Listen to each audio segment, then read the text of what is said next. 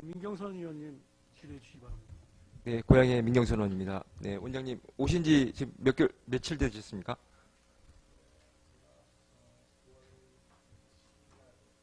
한 달 좀 넘으셨나요? 네네. 저기 좀 불편하실 텐데 뒤에 제가 파워포인트로 준비했습니다. 뭐 간간히 보시면서 해야 될 것 같습니다. 그 경기연구원에서 연구 결과를 가지고 이게 도정과 관련된 시행된 정책이나 사업을 요구해서 받은 자료에 하면요. 2016년에는 199건이 반영이 됐고 2017년에는 193건, 2018년에는 9월 30일 기준으로 107건이 반영됐습니다. 엄청난 숫자이거든요. 이건 결국 그리고 그 밑에 보시면 다른 내용과 달리 또 도정책 기조의 변화 및 개발과 도정 현안 해결 지원 부분은 상당히 많은 자료가 되어 있습니다. 그만큼 도지사의 정책 기조나 도정에 이슈되는 부분에 대한 해결을 지원하는 역할을 경기연구원이 하고 있는 것이죠. 맞습니까? 네. 그래서 이 경기원의 연구가 도정에 지대한 영향력을 발휘하고 있고 그 용역 보고서가 밑바탕이 돼서 정책이 이끌어지고 있다는 것입니다. 그만큼 중요하고 그 역할이 봐야 되는데요. 보시는 바와 같이 단체장의 역점 사업은 되도록이면 이게 졸속 추진되는 경향이 있습니다. 그러니까 뭐 민주당 단체장이라서 그런 게 아니고 또 자유한국당 단체장이라서 그런 게 아니라 단체장은 임기 내 4년 내에 뭔가를 실적을 남기기 위해서 그 당위성을 확보하기 위해서 억지 당위성을 만들기 위해서 실제 경기연구원을 활용하는 경우가 있습니다. 그리고 또 절차적인 민주주의를 무시하는 경우가 있습니다. 조급증 때문에. 그리고 또 핵심 사업을 통해서 측근 인사람과 함께 측근 비리가 다른 광역자치단체에서도 나온 바가 있습니다. 그리고 또 하나의 또 문제는 그 전 단체장이 수행했던 성공사업에 대해서 되도록이면 기분을 유지하거나 축소화하거나 일몰제로 폐지하려는 경향이 있습니다. 왜냐하면 예산이 투여되는 만큼 이 예산이 투여될 만큼 새로운 신임 단체장한테 공이 돌아야 되는데 계속 그 사업을 하게 되면 전임 단체장한테 공이 돌아가기 때문에 축소하는 경향이 있는 겁니다. 그런 의미에서 경기연구원이 단체장의 입맛이 아닌 도민의 입장에서 정책 과제를 수행해야 된다 보는데 이에 대해서 입장이 어떠십니까? 지당하신 말씀이라고 생각하고요.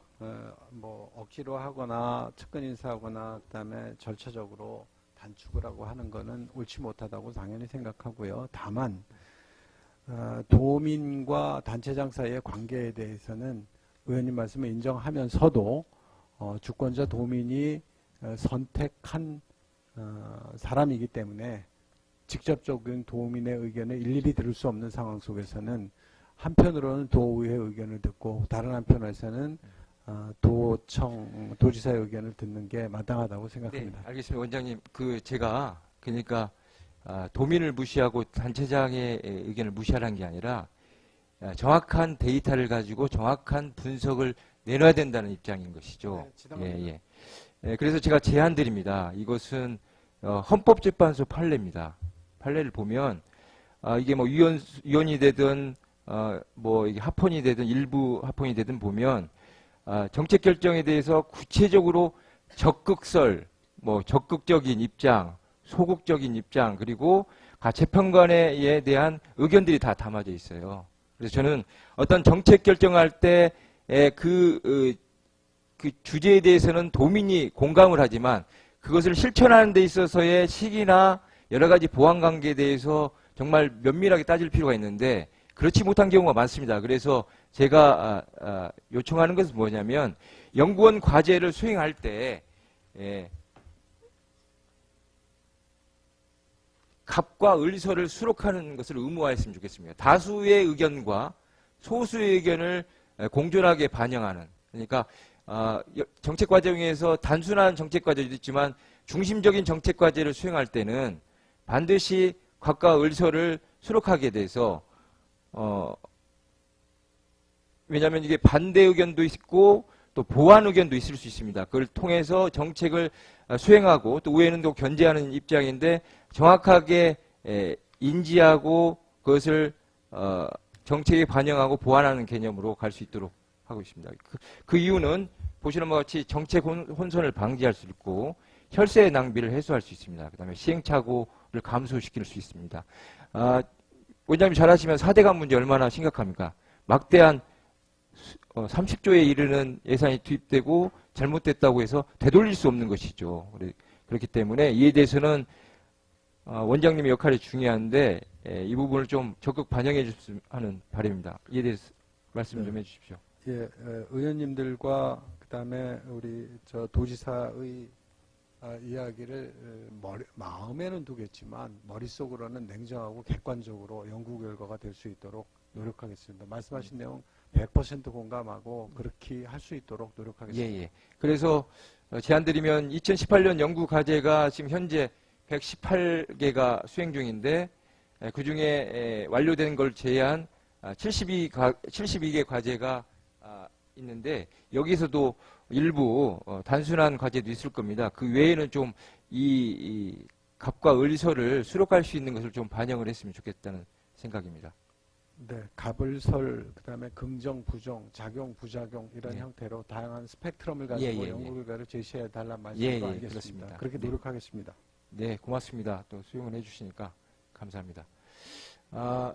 원장님, 대안 제시 한번 해드리겠는데요. 아까 말씀드렸듯이 예산 비중이 큰 주요 사업에 대해서 그동안에 반대 의견을 냈던 연구위원을 연구에서 배제시키고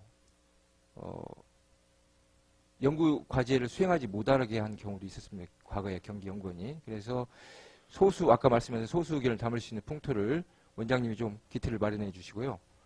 또 그 다음에 이렇게 소수 의견이나 반대 의견을 냈을 때한 인사상 불이익을 좀 차단해 주시고 연구원의 소신과 철학이 보장되는 연구원 시스템을 구축해 주시기 바랍니다.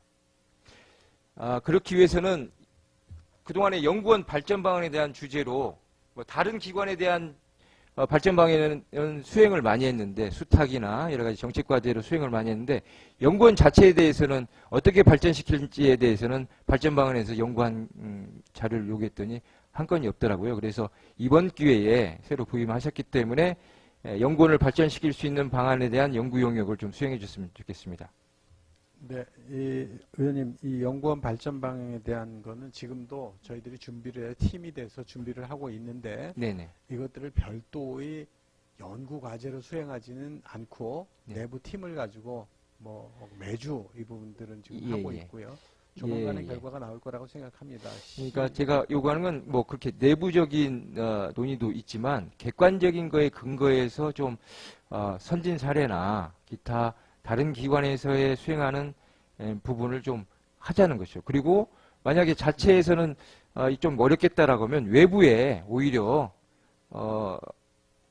자체에서는 좀 이것이 좀 수용되기 어렵고 여러 가지 자체에서 자기들이 부정하는 부분을 쉽지 않으니까 외부의 연구 용역을 내는 방법도 있지 않겠습니까? 그 부분을 좀 검토해 주시라는 겁니다. 네, 의원님 당연히 검토하겠고요. 네. 한 가지 참고를 좀 말씀드리면 경기도청에서 이번에 조직 진단을 실시한 대형 프로젝트를 준비 중에 있습니다. 곧 발주를 하게 될 텐데 그때 24개 산하기관에 관해서도 전체 다 이루어지기 때문에 저희들이 그 결과를 받아들이는데 그것도 하겠다 하는 말씀. 예, 알겠습니다. 네. 또 긍정적으로 답변 주신 우리 원장님 감사드리고요. 네, 네. 다음 질의 이어가겠습니다. 최근 제가 받은 자료를 분석해 보니까 최근 3년간 연구 실적이 1008건에 이릅니다. 좀 차이가 날 수 있는데 받은 자료는 그렇습니다. 그래서 제가 분석을 해봤습니다. 그랬더니 직급별로 연구 성과를 보니까 최근 3년간 선임 각급 선임 연구위원은 평균 15건, 선임 연구원 낙급은 17건, 연구위원 각급은 19건, 낙급 연구위원은 22건으로 과제 수행하는데 직급이 낮을수록 수행수가 많습니다. 여기에는 부원장을 비롯해서 실장님이나 부장님 것은 빼고 한 겁니다. 예, 그래서 이 부분은 좀 과제의 중요도에 따라서 이건 양적으로 평가했기 때문에 실제 정성적 평가나 질적인 부분은 제가 알 수가 없기 때문에 그것은 나름대로 좀 분석을 해줬으면 좋겠고요. 이 부분에 대한 좀 연구 과제가 특정 연구위원과 직급에 몰리지 않도록 균형감 있는 연구원을 운영했으면 좋겠다는 생각입니다. 그 원인은 뭐 여러 가지가 있겠지만 실제 그 경영 평가가 좀 그동안에 2017년까지는 예를 들면 그 계량적 평가가 주를 이뤘는데 뭐 정성적 평가도 포함되는데 지금도 뭐 계량적 평가를 계속 하고 있어서 전년 대비 15% 이상이 돼야 100점을 받을 수 있습니다. 그래서 이러한 계량적 지표에 대한 부담감이 큰 걸로 알고 있습니다. 그래서 이 부분에 대한 원장님의 좀 개선점을 또 경영평가에 대해서도 좀 정성적 평가가 들어갈 수 있도록 좀 그 상부에 좀 건의를 했으면 좋겠다는 생각입니다. 시간이 없는데 보시는 바와 같이 연구과제가 4차 산업혁명만 봐도 38건입니다. 남북교류협력은 33건, 노인정책 등은 15건 많이 있는데 제가 보기에는 이 과제들을 뭐 일일이 설명드릴 수 있지만 한 과제를 2개에서 3개 정도로 쪼개서 연구한 과제들이 너무 많더라는 것이죠. 그러니까 양적 연구 과제를 늘리기 위해서 이런 그 계량적 평가 때문에 이런 게 관행이 되지 않는가 하는 우려가 있습니다. 이에 대해서 원장님의 답변을 듣고 추가 질의 때 질의하도록 하겠습니다. 네. 이상입니다. 네, 대체로 인정하는 사실입니다. 연구과제 쪼개기 정도는 아니지만 매년 15%의 를 증량해서 평가를 하기 때문에 여기에 맞추다 보니까 1인당 과제수가 늘어났고 1인당 과제수가 아무래도 젊은 분들한테 조금 더 부하가 많이 걸렸던 것도 사실이고요.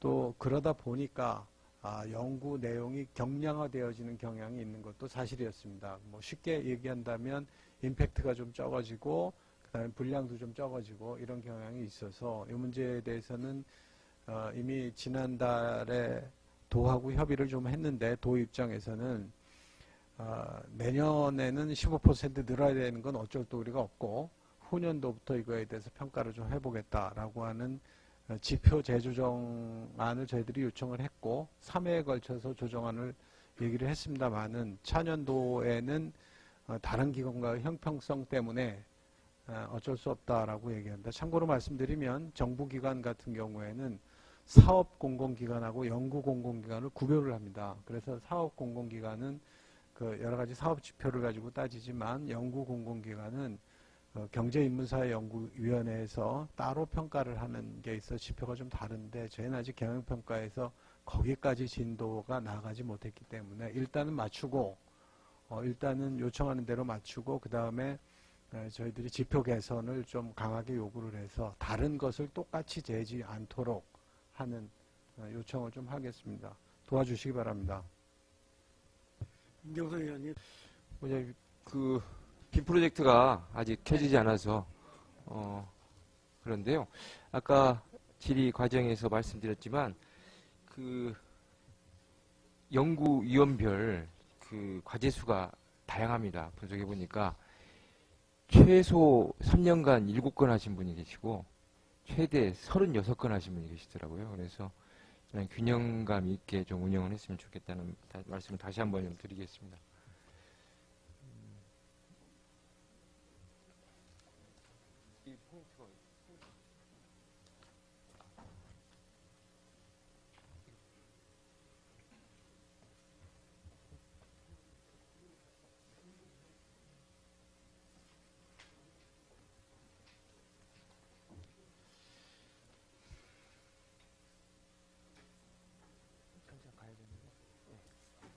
한참 가야 되는데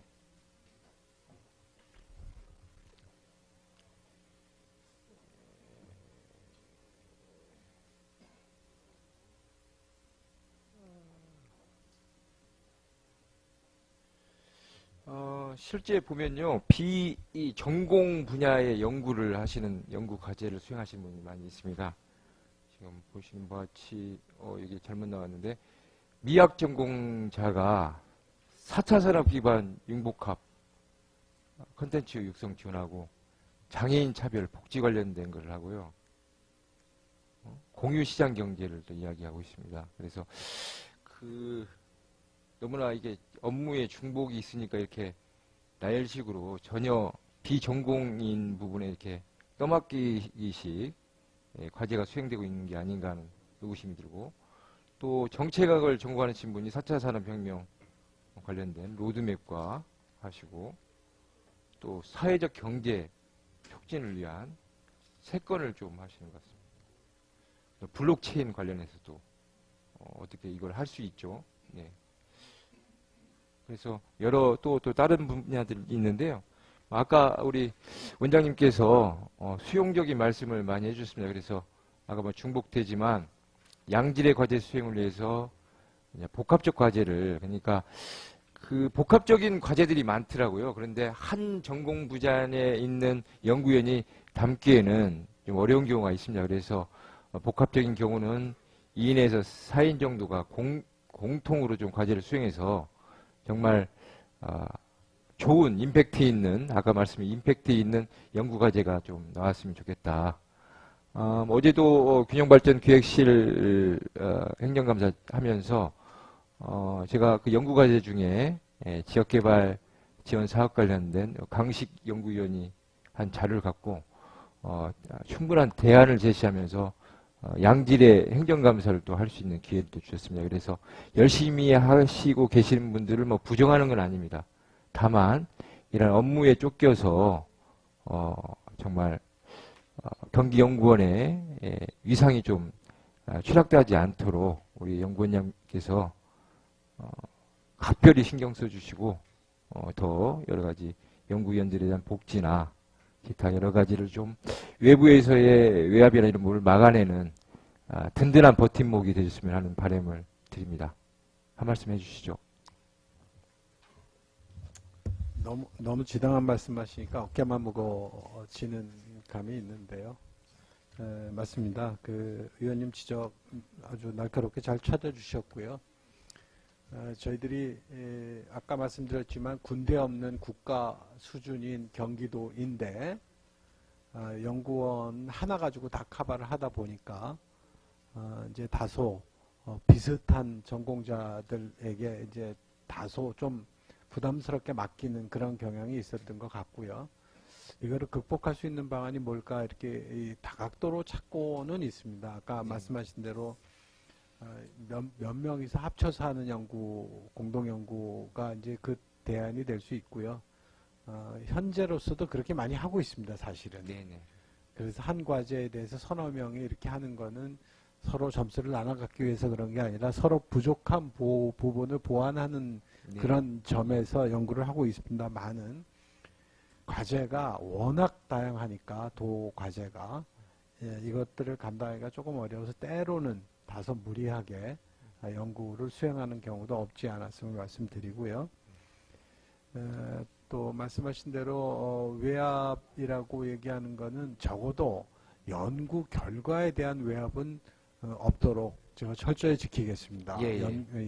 그 부분은 연구기관도 학자적인 양심을 지켜야 되는 것임에는 틀림이 없기 때문에 그 부분에 대해서는 결과가 왜곡되거나 주문대로 되거나 이런 일은 없이 있는 그대로 연구하는 풍토를 조성하도록 열심히 노력하겠습니다. 알겠습니다. 인사청문회 하면서 상당히 우려했던 부분이 있었는데 오늘 행정감사를 하면서 많이 불식됐습니다. 앞으로 1년 이후에 있을 행정감사 때는 칭찬을 더 받으시는 원장님 됐으면 좋겠다는 생각입니다. 네, 열심히 하겠습니다. 잘 부탁드리겠습니다. 네, 이상입니다.